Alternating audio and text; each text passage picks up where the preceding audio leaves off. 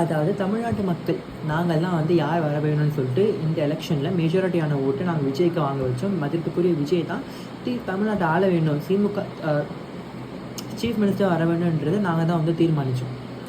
இப்போ நடக்கக்கூடிய சூழ்நிலை என்னென்னா, எல்லோரும் என்ன பேசி கொண்டிருக்கிறார்கள்னா, பேசி கொண்டது உண்மை. ADMK and DMK are going to be making alliance and they are going to be becoming a CM for 2 years, 2.5 years they are sharing the seats for the chief minister. So மக்கள் அந்த முட்டாளா? இல்லை, மக்கள் அந்த முட்டாளான்னு கேட்குறேன். அவங்க தானே கஷ்டப்பட்டு ஓட்டு போட்டு அவங்களுக்கு பிடிச்ச தலைவரை வர வச்சுருக்காங்க. அது எப்படி 2 பேரும் கூட நீ வச்சுருவீங்களா? மக்களுடைய கண்டிப்பாக டெமோக்ரஸி வேர்ல்டு என்பது மக்கள் ஆட்சி. மக்கள் யாரை தேர்ந்தெடுக்கிறார்களோ அவர்கள் மட்டுமே தான் நாட்டை ஆள வேண்டும் என்பது தான் இந்த டெமோக்ரஸியின் ஒரு முக்கிய புள்ளியாக உள்ளது.